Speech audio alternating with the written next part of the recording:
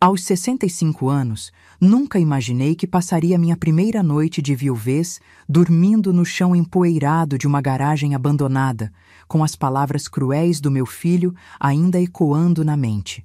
É isso que você merece, sua velha inútil.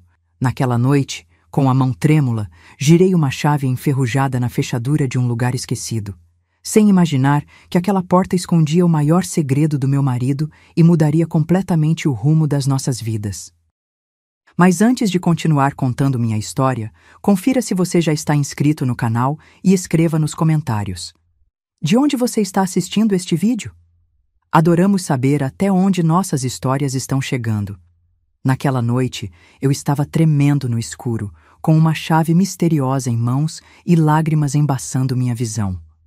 A dor da perda de Ricardo, meu marido de 40 anos, ainda era um ferimento aberto quando me vi despejada da minha própria casa pelo meu único filho. Tudo começou 2 semanas após o funeral. No escritório do Dr. Mendes, o advogado de longa data de Ricardo, eu usava o mesmo vestido preto do velório, enquanto Lucas, meu filho, exibia um terno impecável que parecia mais apropriado para uma reunião de negócios do que para a leitura do testamento de seu pai. A minha esposa, Helena, leu o advogado com voz monótona. Deixo a propriedade localizada na Avenida Industrial, número 1420, a garagem e todo o seu conteúdo. Uma garagem? Após 4 décadas de casamento, Ricardo me deixava uma garagem? Fiquei atordoada demais para falar, confusa demais para questionar por quê. Ao meu filho, Lucas, continuou o Dr. Mendes, deixo nossa cobertura na praia e minha carteira principal de investimentos. Senti o aperto da mão de Lucas no meu ombro, forte demais, enquanto ele se inclinava para sussurrar. Não se preocupe, mãe, vou garantir que a senhora seja bem cuidada. Mal sabia eu o que aquelas palavras realmente significavam.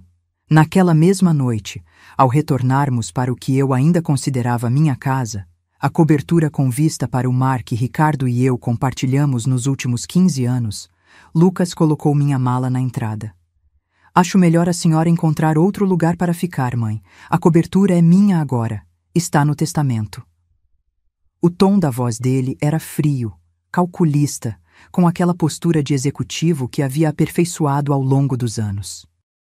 Vou receber alguns investidores amanhã para discutir a transformação do escritório do pai, e preciso começar a fazer mudanças.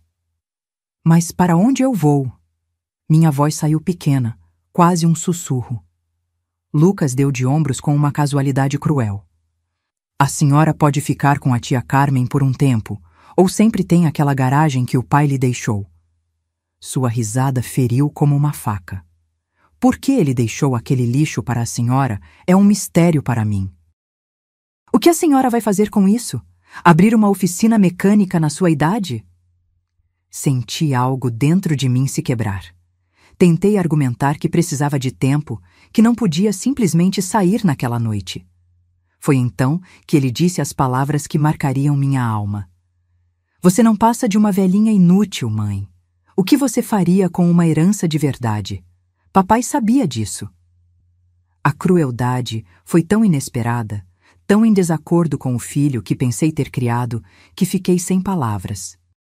Simplesmente peguei minha bolsa, a mala que ele já havia feito para mim e a chave que o Dr. Mendes tinha me entregado após a leitura do testamento. Dirigi sem rumo pela cidade, as lágrimas embaçando minha visão. Como chegamos a esse ponto? Como não percebi o homem que meu filho havia se tornado? As perguntas giravam em minha mente enquanto finalmente cheguei a uma rua desconhecida no distrito industrial, olhando para uma garagem dilapidada com um cadeado enferrujado na porta. Minha mão tremia ao inserir a chave na fechadura. A porta rangeu em protesto quando a empurrei, o feixe da minha lanterna cortando a escuridão acumulada por décadas. E então, congelei. O interior não estava cheio de lixo ou ferramentas abandonadas como eu esperava. O espaço à minha frente continha 3 veículos cobertos com capas de tecido arranjadas com precisão meticulosa. Mas foi o objeto reluzente parcialmente visível que parou meu coração. a grade cromada inconfundível do que parecia ser um carro clássico.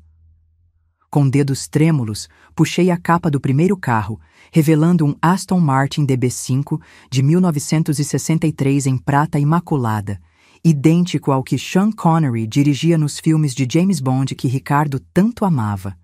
O carro brilhava como se tivesse acabado de sair da fábrica, não como se estivesse esquecido nesta garagem obscura por anos.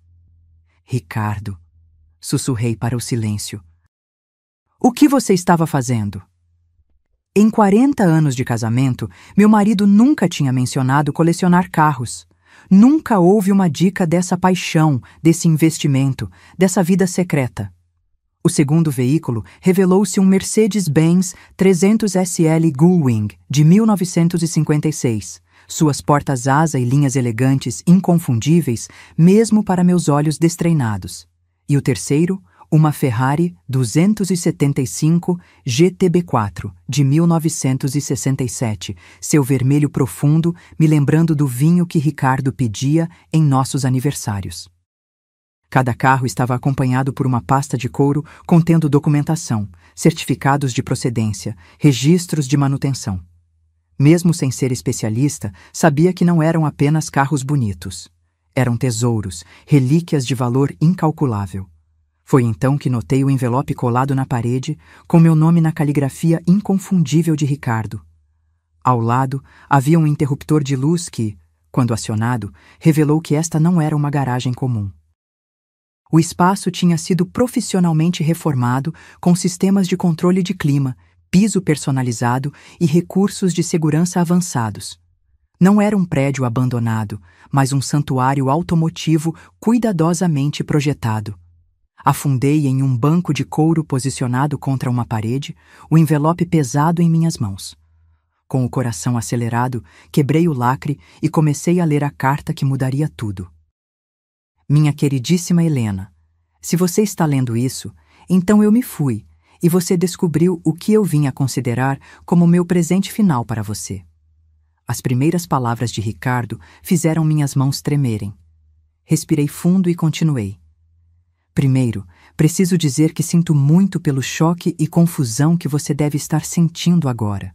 O segredo não tinha a intenção de machucar você, mas de proteger o que eu estava construindo para o seu futuro. Uma lágrima escorreu pelo meu rosto. Ricardo sempre foi protetor, mas nunca imaginei a extensão.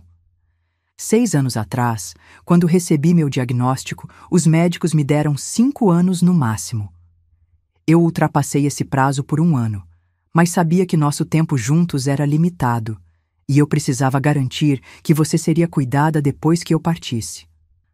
Parei de ler, tentando conter o choro. O diagnóstico de insuficiência cardíaca progressiva tinha sido devastador, mas Ricardo sempre minimizava sua gravidade, insistindo que tinha muito tempo. Nunca imaginei que ele estivesse planejando seu fim desde o início. Sei que você está se perguntando sobre o testamento, sobre por que deixei nossa casa para Lucas em vez de para você. Acredite em mim, esta decisão me causou mais noites sem dormir do que minha saúde. Minhas mãos tremiam tanto que tive que colocar a carta no chão por um momento. Na última década, vi nosso filho mudar. O garoto ambicioso que criamos se tornou algo diferente, algo mais duro e calculista do que eu jamais quis que ele fosse.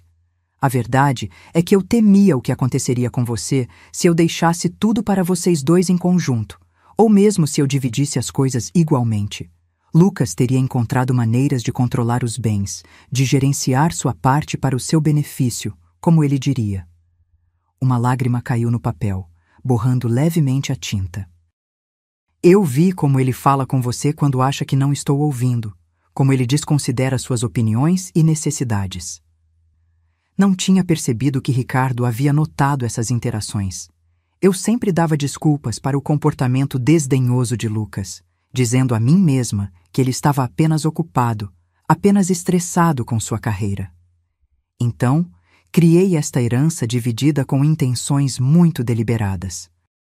Lucas recebeu o que verá como a parte valiosa, a cobertura, os investimentos visíveis, os símbolos de status, Mas o que você está olhando agora, meu amor, é a verdadeira riqueza. Apenas estes 3 carros valem aproximadamente 12 milhões de dólares. 12 milhões. Olhei para as 3 máquinas silenciosas, suas superfícies reluzentes refletindo as luzes do teto. Isso não podia estar certo. A documentação confirmará sua proveniência e você encontrará as informações de contato de André Meirelles, meu negociante e consultor de confiança para estas aquisições. Ele pode ajudá-la com o que você decidir fazer com eles. Continuei lendo, cada palavra revelando mais do plano meticuloso de Ricardo. Mas os carros são apenas o começo. No cofre atrás da nossa foto em Paraty, a combinação é nosso aniversário.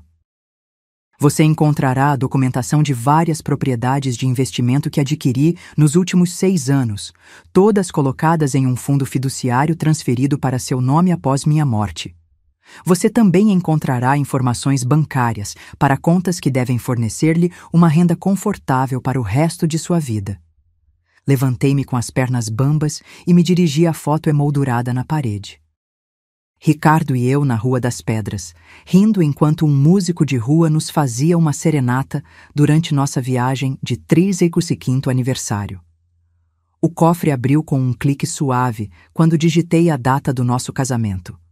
Lá dentro, encontrei uma pasta grossa e vários pendrives bem rotulados. O documento principal era intitulado Inventário completo de bens para Helena Martins. Abri-o e imediatamente tive que me sentar novamente enquanto colunas de números e descrições de propriedades nadavam diante dos meus olhos. Prédios de apartamentos em São Paulo, propriedade comercial em Porto Alegre, um pequeno sítio na região vinícola do Vale dos Vinhedos, portfólios de ações, títulos, investimentos em startups. O valor total no final da página me deixou atordoada. Voltei à carta, mãos tremendo. Sei que isso é avassalador e sinto muito por ter mantido tudo isso em segredo. No início, era apenas um projeto para canalizar minha ansiedade sobre o futuro. Mas à medida que o portfólio cresceu, percebi que revelá-lo prematuramente poderia colocá-lo em risco se Lucas descobrisse a extensão desses bens. Ricardo tinha sabido.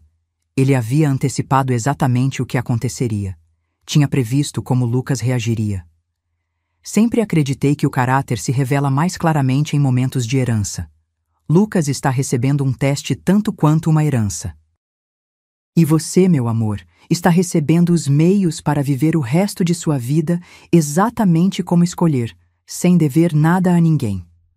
Todo o meu amor, agora e para sempre, Ricardo. Segurei a carta contra meu peito, as lágrimas fluindo livremente. Depois de 40 anos de casamento, pensei que sabia tudo sobre meu marido.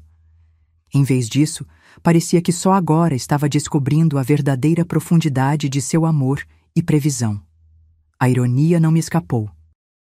Apenas algumas horas atrás, meu filho tinha me expulsado do que eu pensava ser minha casa, me chamando de velhinha inútil, enquanto acreditava que tinha recebido a herança valiosa, como ele estava enganado sobre tudo. Passei aquela primeira noite em um sofá de couro que descobri em um pequeno escritório adjacente à garagem. Pela manhã, apreciei totalmente a extensão das preparações de Ricardo. O escritório continha um banheiro compacto com chuveiro, uma pequena geladeira abastecida com água e provisões básicas, e até mesmo um pequeno armário com várias mudas de roupa do meu tamanho, com as etiquetas ainda presas. A luz do dia revelou que a garagem não era um espaço industrial negligenciado, mas uma instalação meticulosamente renovada. O que parecia dilapidado por fora era uma camuflagem intencional, escondendo os tesouros lá dentro. Após um café da manhã simples, liguei para o número de André Meirelles, que Ricardo tinha incluído em sua carta.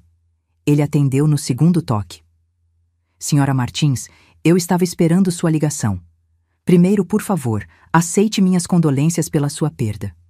Ricardo não era apenas um cliente, mas um amigo. 2 horas depois, um homem distinto de 60 e poucos anos chegou. André Meirelles parecia exatamente como sua voz tinha sugerido. cabelos grisalhos, impecavelmente vestido em um blazer de tweed com patches de couro nos cotovelos. Seu marido começou a adquirir estes veículos há aproximadamente 6 anos. Ele explicou enquanto examinávamos os carros juntos. Ele foi extraordinariamente metódico em sua abordagem. Cada compra foi cuidadosamente pesquisada por autenticidade, proveniência e potencial de investimento. Mas por que carros? Perguntei, ainda lutando para conectar esta paixão com o marido que eu pensava conhecer completamente. André sorriu gentilmente. Ele me explicou uma vez. Disse que carros eram bens tangíveis, bonitos, que traziam alegria simplesmente por existirem. Ao contrário de ações ou títulos, eles podiam ser apreciados em vários níveis, como arte, como maravilhas da engenharia, como artefatos históricos e como investimentos financeiros. Ele queria deixar-lhe algo que a senhora pudesse ver e tocar, não apenas números em uma declaração. Minha garganta apertou com essa visão do pensamento de Ricardo. Era tão a cara dele, prático, mas profundamente atencioso. A coleção atualmente vale aproximadamente 12 milhões de dólares, como Ricardo indicou em sua carta, André continuou. Mas seu valor tem aumentado constantemente. Estes modelos, em particular, são considerados investimentos de primeira linha no mundo de carros de colecionador. E o que devo fazer com eles? Perguntei, ainda sentindo-me sobrecarregada pela magnitude de tudo isso. O que a senhora desejar, senhora Martins? Pode vendê-los individualmente ou como uma coleção. Pode mantê-los como investimentos. Pode até mesmo dirigi-los, embora isso afete seu valor um pouco. Não há pressa para decidir. Ricardo pagou por armazenamento e manutenção seguros para os próximos 5 anos. Passei os dias seguintes examinando meticulosamente os documentos que Ricardo havia deixado, gradualmente compreendendo a extensão das manobras financeiras secretas dele. Além dos carros, ele tinha montado uma coleção impressionante de propriedades e investimentos geradores de renda, todos cuidadosamente estruturados para serem transferidos para mim sem problemas após sua morte. Um documento em particular chamou minha atenção. A escritura de uma casa modesta, mas adorável, em Búzios, uma cidade costeira que visitamos várias vezes ao longo dos anos e sempre amamos. De acordo com a papelada, Ricardo a tinha comprado há 4 anos, totalmente mobiliada e pronta para morar. Eu tinha uma casa de verdade. Não apenas esta garagem, por mais valioso que fosse seu conteúdo. Quando a noite caiu, meu telefone tocou. O número de Lucas piscando na tela. Hesitei, então atendi. Mãe, onde a senhora está? A voz dele continha irritação em vez de preocupação. A tia Carmen disse que a senhora não a contatou. Estou bem, Lucas, respondi, mantendo meu tom neutro. Encontrei um lugar para ficar. Bem, preciso que a senhora venha pegar o resto das suas coisas da cobertura. Vou fazer com que os designers de interiores comecem a trabalhar amanhã, e eles precisam que tudo seja retirado. Nenhuma desculpa, nenhuma admissão de sua crueldade, apenas mais exigências e descaso. Entendi, eu disse, uma estranha calma se instalando em mim. E quando seria conveniente para você? Amanhã de manhã, antes das 9. Tenho reuniões o dia todo. Pensei nos documentos espalhados à minha frente, prova do planejamento cuidadoso e do profundo amor de Ricardo. Pensei no filho que podia casualmente descartar sua mãe quando ela se tornasse inconveniente. E tomei uma decisão. Estarei lá, eu disse, sentindo uma determinação crescente que não experimentava há anos. No dia seguinte, cheguei à cobertura precisamente às 8h45, tendo cuidado com minha aparência. Usei uma das novas roupas do armário da garagem, um terno de calça simples, mas elegante, em azul marinho que se encaixava surpreendentemente bem. Lucas abriu a porta com o telefone na mão, mal olhando para cima enquanto eu entrava. O espaço já parecia diferente, mais vazio, mais frio. Várias das minhas peças decorativas estavam faltando e as fotos de família que tinham alinhado o corredor tinham sido removidas. Finalmente, ele disse. Empacotei a maioria das suas coisas pessoais. Os designers estarão aqui às 9h30, então precisamos ser eficientes. Nenhum cumprimento, nenhuma pergunta sobre onde eu tinha passado a noite depois que ele me expulsou de minha casa. Apenas o foco imediato em sua própria conveniência. Bom dia para você também, Lucas, respondi, minha voz mais firme do que eu esperava. Vejo que você já começou a redecorar. Ele deu de ombros, me levando em direção ao quarto principal, onde várias caixas estavam empilhadas. Não adianta esperar. O lugar precisa de uma atualização completa para maximizar seu valor. Seu valor? Repeti. Você está planejando vendê-lo eventualmente? É grande demais para uma pessoa e o mercado está aquecido agora. Acho que vou reformar, aproveitar por 1 ano ou mais e depois vendê-lo para um lucro substancial. O desdém casual pela casa que Ricardo e eu tínhamos criado juntos me magoou, mas apenas assenti. Entendo. E as coisas de Ricardo? Lucas gesticulou vagamente em direção a mais caixas no canto. Eu fiquei com os relógios e a coleção de abotoaduras dele. O resto é apenas roupas e coisas de velho. A senhora pode levar o que quiser. O resto vai para doação. Coisas de velho, repeti suavemente, me aproximando das caixas. Dentro da primeira, encontrei os amados livros de Ricardo, sua coleção de canetas tinteiro vintage, o suéter que eu tinha dado a ele no Natal passado, que ainda tinha o cheiro dele. Cada item era uma peça do homem que eu tinha amado, agora designado como inútil por nosso filho. Comecei a vasculhar as caixas metodicamente, separando os itens preciosos para mim, enquanto Lucas andava impacientemente, checando seu relógio a cada poucos minutos. A senhora não pode se apressar? Ele finalmente estalou. É apenas coisa, mãe. A senhora nem tem um lugar para guardar tudo isso. Olhei para ele, realmente vendo o homem que meu filho tinha se tornado. Bonito como seu pai, mas sem a calidez ou compaixão de Ricardo em seus olhos. Eu tenho um lugar, disse calmamente. E vou levar o tempo que eu precisar. Estas não são apenas posses, Lucas. São memórias. Ele revirou os olhos. Ótimo. Tenho ligações a fazer. Apenas termine até às 9h30. Ele saiu sem olhar para trás. Enquanto continuava a selecionar cuidadosamente os itens, me vi passando por estágios de luto, não apenas por Ricardo, mas pelo filho que eu pensei ter criado. Ele sempre foi tão frio, tão desdenhoso. Eu simplesmente me recusei a ver, dando desculpas para seu comportamento cada vez mais insensível. Ricardo tinha visto isso claramente. Claramente o suficiente para criar um plano elaborado para me proteger do nosso próprio filho. No fundo de um armário, encontrei algo inesperado, a velha pasta de couro de Ricardo empurrada para um canto. Dentro havia um envelope selado com meu nome e uma nota. Se você encontrar isso, Helena, é uma cópia extra de tudo no cofre da garagem, apenas no caso. Meu marido inteligente e completo, criando backups para seus backups. Quando o porteiro ajudou a carregar minhas posses selecionadas no carro, dei uma última olhada no prédio. Senti uma estranha mistura de perda e libertação. A cobertura tinha sido nossa casa, cheia de memórias. Mas nunca tinha sido verdadeiramente minha da maneira que Ricardo tinha planejado que a garagem e seu conteúdo fossem. Dirigi para longe da cidade, em direção à rodovia costeira que levava a Búzios.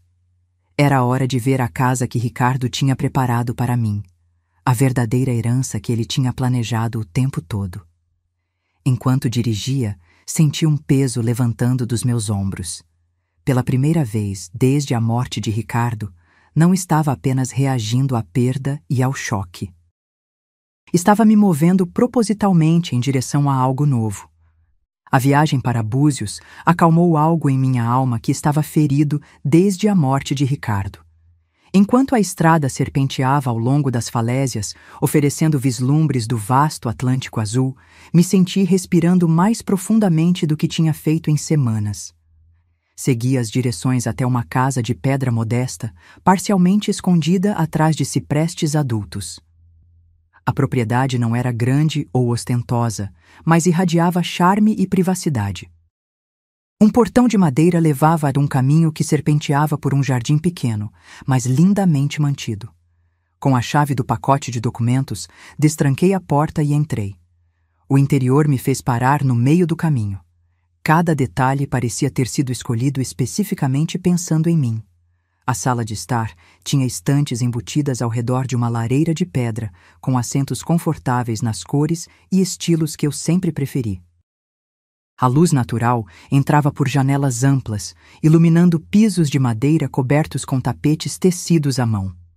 A cozinha era atualizada, mas tradicional, com uma pequena área de café da manhã com vista para o jardim. O quarto principal era aconchegante em vez de grande, mas abria para um pátio privado com um vislumbre do oceano entre as propriedades vizinhas. Mas foi o pequeno escritório ao lado da sala de estar que finalmente quebrou minha compostura.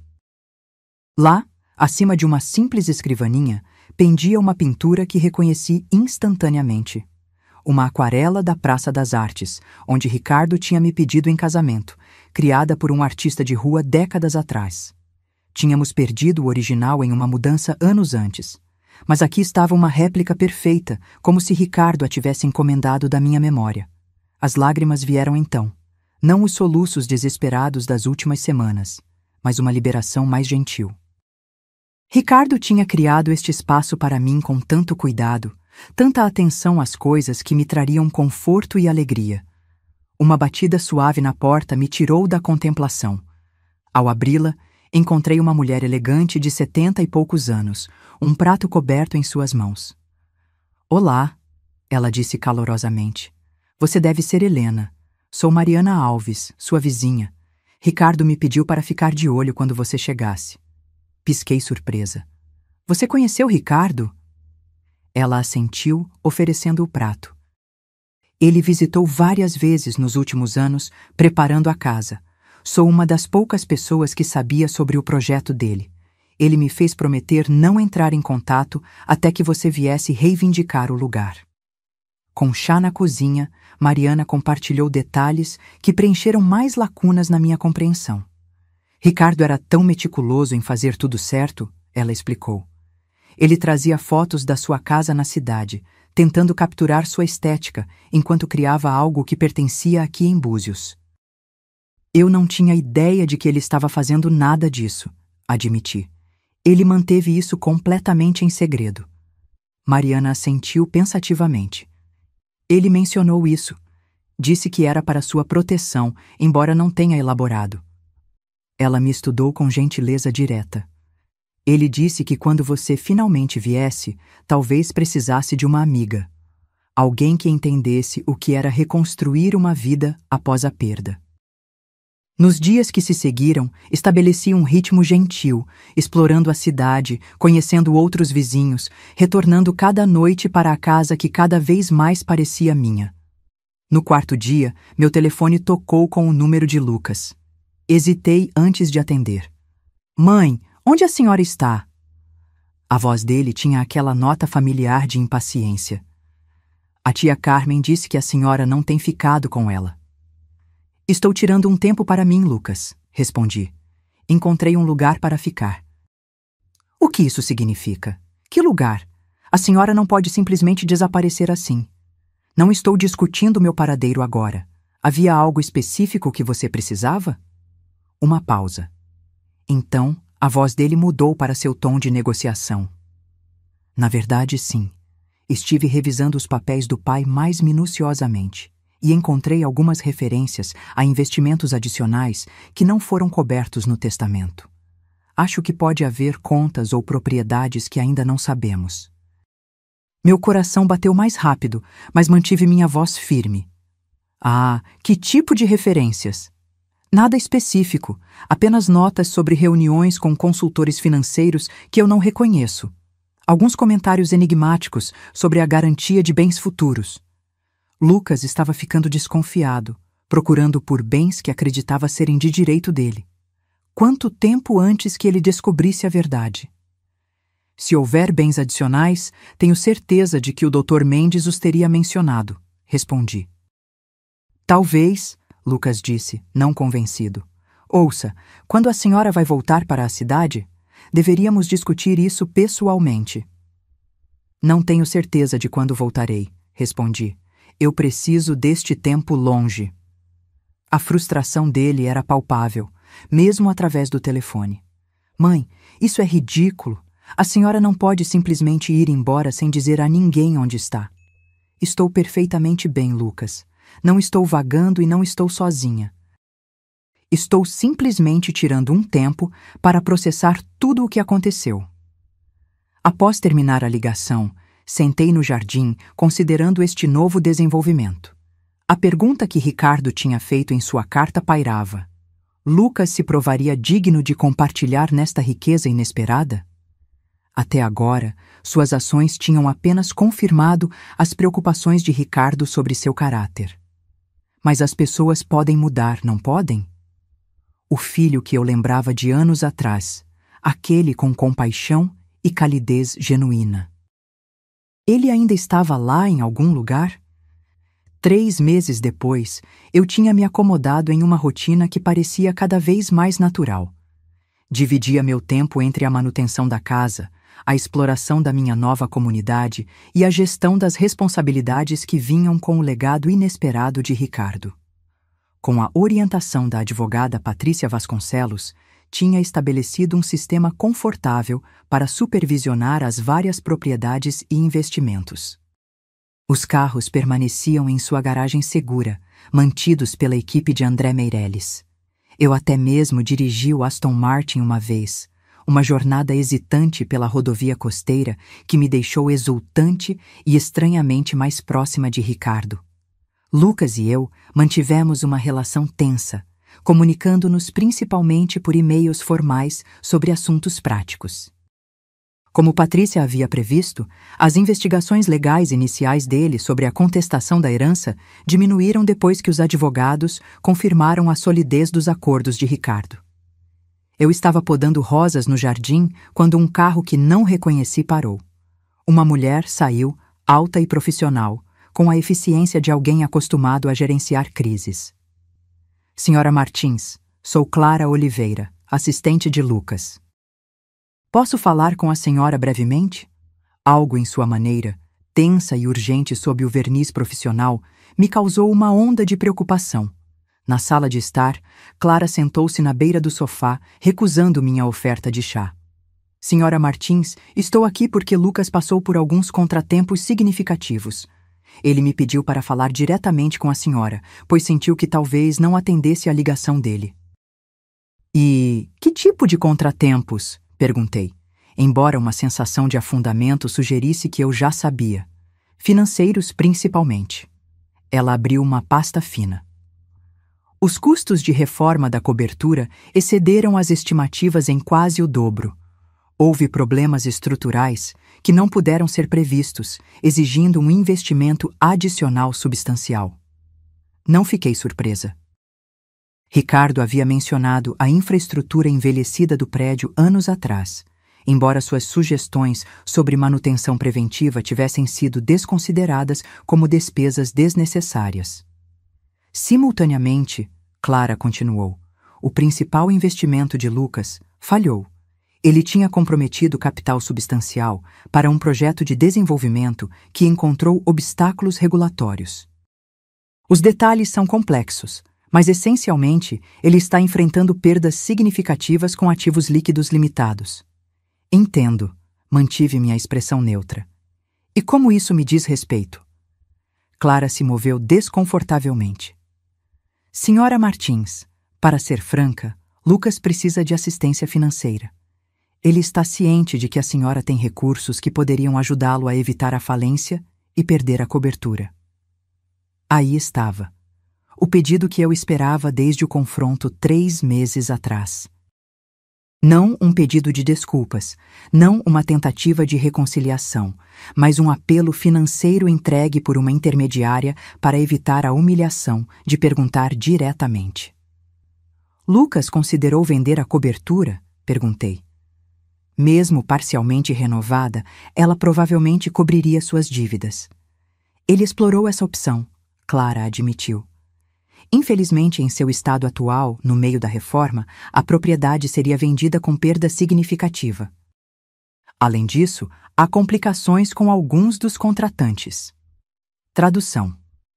Lucas provavelmente tinha alienado a equipe de construção através de comportamento exigente ou problemas de pagamento.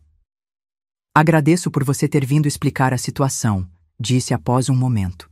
Por favor, diga a Lucas que ouvi seu pedido e vou considerá-lo. Clara parecia assustada com a resposta não comprometedora. Senhora Martins, a situação é bastante urgente. O processo de execução hipotecária pode começar dentro de semanas. Entendo, e vou precisar de tempo para considerar minha resposta. É tudo o que posso oferecer hoje. Na manhã seguinte, em vez de ligar para Lucas imediatamente, dirigi para a cidade para ver a situação da cobertura por mim mesma. O porteiro, me reconhecendo dos meus anos morando lá, me permitiu subir sem ligar com antecedência. O que encontrei foi sério. A casa, que uma vez foi elegante, tinha sido esvaziada até a estrutura na maioria das áreas, com fiação e encanamento expostos, criando um labirinto perigoso. O equipamento de construção estava abandonado, uma fina camada de poeira sugerindo que semanas tinham se passado desde que qualquer trabalho tinha sido feito. Enquanto passava pelo que tinha sido nossa casa, senti uma mistura complexa de emoções. Tristeza pela destruição de espaços que guardavam tantas memórias, frustração com o desperdício óbvio e a má gestão, e gratidão pela previsão de Ricardo em me proteger. Eu estava examinando os danos causados pela água quando ouvi a porta da frente se abrir. Mãe! A voz de Lucas se propagou pelo espaço esvaziado. O porteiro disse que a senhora estava aqui. Ele apareceu na porta e me surpreendi com o quanto parecia diferente. Sua aparência normalmente impecável tinha escorregado. Suas roupas ainda eram caras, mas amarrotadas, seu rosto mostrando o estresse de noites sem dormir. Ele tinha perdido peso, os ângulos afiados de seu rosto enfatizando o quanto se parecia com Ricardo em seus momentos mais difíceis. Eu queria ver por mim mesma, expliquei, gesticulando para a demolição que nos cercava. Lucas passou a mão pelo cabelo, um gesto de frustração que reconheci de sua infância. Eu presumi que Clara falou com a senhora ontem, confirmei. Ela explicou sua situação financeira. E? A única palavra continha um peso de expectativa. E eu precisava entender a situação completa antes de tomar qualquer decisão. Passei cuidadosamente por uma pilha de acessórios descartados. Isso é bem diferente do que você descreveu quando começou as reformas. Ele deu uma risada curta e sem humor. Sim. Bem, as coisas raramente saem como planejado na construção. Ou na vida. Lucas, disse gentilmente. O que aconteceu com o projeto de investimento? Algo no meu tom deve ter rompido sua postura defensiva. Ele afundou em um balde virado, parecendo exausto. Eu me estendi demais. A oportunidade de desenvolvimento parecia garantida. Condomínios de luxo em uma área promissora. As vendas pré-construção já eram fortes.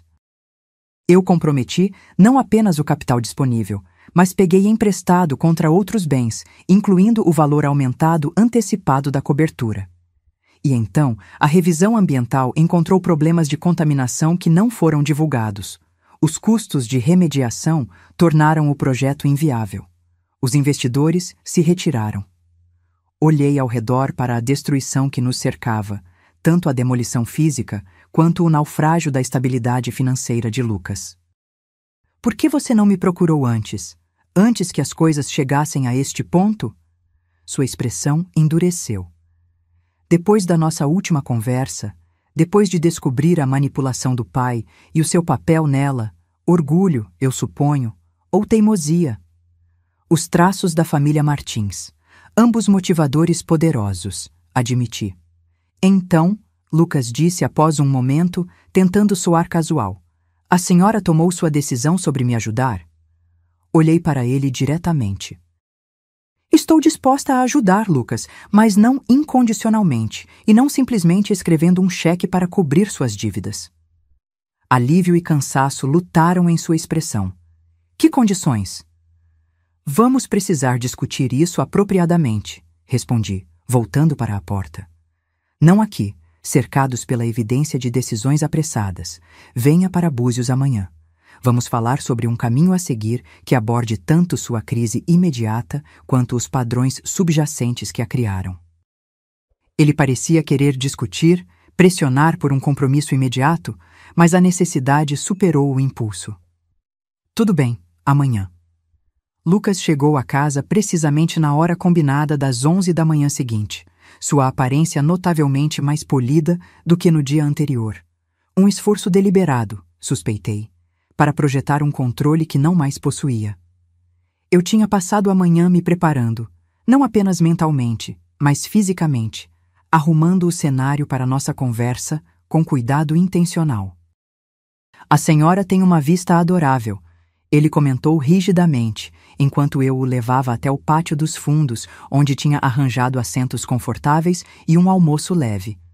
Seu pai escolheu bem, concordei. Ele se lembrou do quanto eu amo a costa.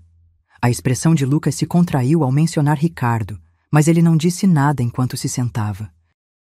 O pátio tinha vista para um jardim pequeno, mas meticulosamente mantido, que se inclinava suavemente para baixo, oferecendo vislumbres do Atlântico entre as propriedades vizinhas. O ambiente era pacífico, privado e neutro para a difícil conversa que teríamos. Depois de servir chá gelado para nós dois, virei-me para encarar meu filho diretamente. Antes de discutirmos sua situação financeira, gostaria de lhe mostrar algo. Entreguei-lhe uma pasta de couro que tinha preparado naquela manhã, contendo documentos selecionados dos registros de Ricardo. Estas são projeções financeiras e avaliações de manutenção para a cobertura, expliquei enquanto ele examinava as páginas. Seu pai as encomendou há 3 anos, antecipando falhas importantes eventuais nos sistemas do prédio. As estimativas correspondem de perto ao que você encontrou em suas reformas. Lucas franziu a testa. O pai nunca mencionou nada disso. Ele tentou, corrigi gentilmente. Várias vezes você desconsiderou as preocupações dele como cautela excessiva, despesa desnecessária. Ele te mostrou estes relatórios durante sua última visita de Natal, antes do diagnóstico dele. Um vislumbre de reconhecimento cruzou seu rosto. A chata avaliação do prédio que ele ficava mencionando no jantar. A mesma. Dei um gole no meu chá. Ricardo não estava apenas sendo cauteloso. Ele estava tentando te preparar para exatamente a situação que você está enfrentando agora. Lucas colocou a pasta de lado, sua mandíbula se contraindo. Se a senhora me trouxe aqui apenas para me dizer eu te disse em nome do pai? Não, interrompi. Estou estabelecendo o contexto para minha decisão sobre te ajudar. Ricardo viu isso vindo. Não apenas os problemas do prédio, mas o padrão de escolhas que levou à sua crise atual. E que padrão é esse exatamente? O tom dele era defensivo, mas captei confusão genuína por baixo. Priorizar a aparência em vez da substância, disse simplesmente. Buscar ganhos impressionantes em vez de crescimento sustentável, desconsiderar a cautela como pessimismo desnecessário. Olhei para ele diretamente. As mesmas qualidades que o levaram a expulsar sua mãe de casa em vez de considerar as necessidades dela ao lado dos seus planos. Ele teve a gentileza de parecer momentaneamente envergonhado. Eu não deveria ter lidado com isso daquela maneira. Não, concordei. Você não deveria. Um silêncio caiu entre nós, preenchido apenas pelo som distante das ondas e o chamado ocasional de pássaros marinhos. Lucas se mexeu um pouco, não acostumado a essa franqueza minha. Ao longo de sua vida adulta, eu tinha sido a mediadora, a que suavizava os cantos ásperos, a que se acomodava a seus humores. Então, o que a senhora está propondo? Ele finalmente perguntou. Quais são essas condições para a sua ajuda? Primeiro, transparência completa, respondi. Eu preciso ver tudo. Todas as contas, dívidas, contratos, compromissos, sem passivos escondidos ou omissões convenientes. Ele assentiu rigidamente. Tudo bem, o que mais? Gestão financeira profissional daqui para frente, continuei. Você demonstrou que seu julgamento nestes assuntos é comprometido pela impulsividade e excesso de confiança. Quaisquer fundos que eu fornecer serão estruturados através de fundos com a supervisão apropriada. Sua expressão escureceu. Então, eu vou ter uma mesada como uma criança. Como alguém que cometeu sérios erros de cálculo financeiro e precisa de proteção enquanto reconstrói, corrigi. Não é punitivo, Lucas. É protetor tanto dos bens quanto de você mesmo. E eu suponho que a senhora vai controlar esses fundos. Não, disse, surpreendendo-o. Há administradores independentes com responsabilidade fiduciária. Eu não estou interessada em controlar sua vida, apenas em garantir que a ajuda que eu forneço realmente leve a uma melhoria sustentável. Ele absorveu isso, visivelmente lutando entre sua necessidade desesperada por assistência e sua resistência à perda de autonomia. E a cobertura? Ela ainda é tecnicamente minha. A solução prática seria vendê-la, disse, observando sua reação. Mesmo em seu estado atual, ela cobriria uma porção significativa das suas dívidas. Você poderia começar de novo, talvez em uma propriedade mais gerenciável. Vendê-la? A ideia parecia genuinamente chocá-lo. Mas é a nossa casa de família. É onde o pai e a senhora... É um espaço físico, Lucas, interrompi gentilmente. Um que você estava ansioso para desmembrar e transformar apenas meses atrás. As memórias não residem nas paredes. Ele se levantou abruptamente, andando pelo pequeno pátio. Você não entende. Vender seria admitir o fracasso completo. Todo mundo saberia. E lá estava, o cerne de sua resistência. Não o apego emocional à nossa casa de família, mas a preocupação com a percepção pública de vendê-la sob coação financeira. Imagem em vez de substância, mais uma vez. As pessoas já sabem, disse calmamente. A construção parou meses atrás. Os contratantes apresentaram pedidos de pagamento. A comunidade financeira discute estes assuntos. Ele parou de andar, seus ombros caídos. Eu realmente destruí tudo, não foi?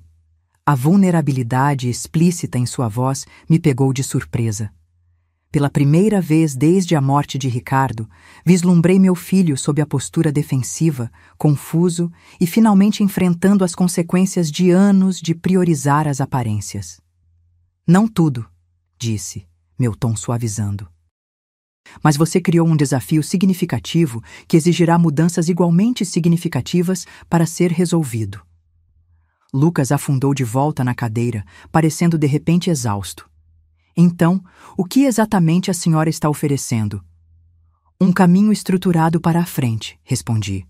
Vou estabelecer um fundo que satisfará os credores mais urgentes e evitará a execução hipotecária. Traremos profissionais para ou completar as reformas ou preparar a cobertura para a venda, dependendo do que fizer sentido financeiro após uma avaliação adequada. E em troca, você concorda com supervisão financeira por um período definido. Você trabalha com um conselheiro sobre os padrões subjacentes que criaram esta situação. E hesitei, então continuei com firmeza. Você faz as pazes por como me tratou após a morte do seu pai. Os olhos dele se voltaram para os meus. Fazer as pazes? O que isso significa exatamente? Significa reconhecer o dano feito. Significa entender que relacionamentos têm consequências, assim como decisões financeiras. Me inclinei ligeiramente. Lucas, não estou oferecendo ajuda puramente como uma transação financeira. Estou oferecendo como uma mãe que acredita que seu filho pode ser melhor do que seu comportamento recente sugere. Algo nas minhas palavras pareceu penetrar na armadura que ele tinha mantido. Ele olhou para longe, piscando rapidamente. Eu não quis dizer o que disse naquele dia. Ele falou suavemente, sobre a senhora ser inútil. Eu estava com raiva e atacando. Talvez, admiti. Mas aquelas palavras não emergiram do nada. Elas refletiram uma atitude em relação a mim, em relação a mulheres mais velhas em geral, que você tem tido por algum tempo. Ele não negou, o que representava seu próprio pequeno progresso. Preciso de tempo para pensar sobre tudo isso. Ele finalmente disse. Leve o tempo que precisar, respondi. Mas lembre-se que os cronogramas dos seus credores não se ajustarão ao seu cronograma de contemplação. 1 ano depois, contemplo o pôr do sol em Búzios de uma maneira que nunca teria imaginado possível. A casa de Ricardo, minha casa agora, tornou-se verdadeiramente meu lar, um santuário preenchido com novos amigos e novas memórias. A cobertura foi vendida, finalmente, por um valor que permitiu a Lucas liquidar suas dívidas e começar novamente em um apartamento menor, mas ainda elegante. O fundo que estabeleci para ele permanece sob supervisão profissional, embora com sua participação crescente nas decisões à medida que demonstra a maturidade financeira. Nossa relação, embora ainda marcada por cicatrizes antigas, encontrou um novo equilíbrio. As sessões de terapia que insisti como parte do nosso acordo revelaram-se transformadoras para ele de maneiras que nenhum de nós poderia prever. Quanto a mim, encontrei uma nova vida que Ricardo, em sua sabedoria e amor, já tinha vislumbrado para mim.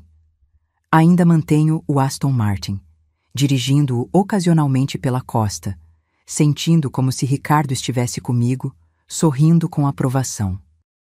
A garagem abandonada, longe de ser o insulto que Lucas imaginou, provou ser o presente mais valioso, não apenas por seu conteúdo material, mas pelo que representava, a profunda compreensão de Ricardo de quem realmente éramos, seu filho e eu, e o que ambos precisávamos para crescer.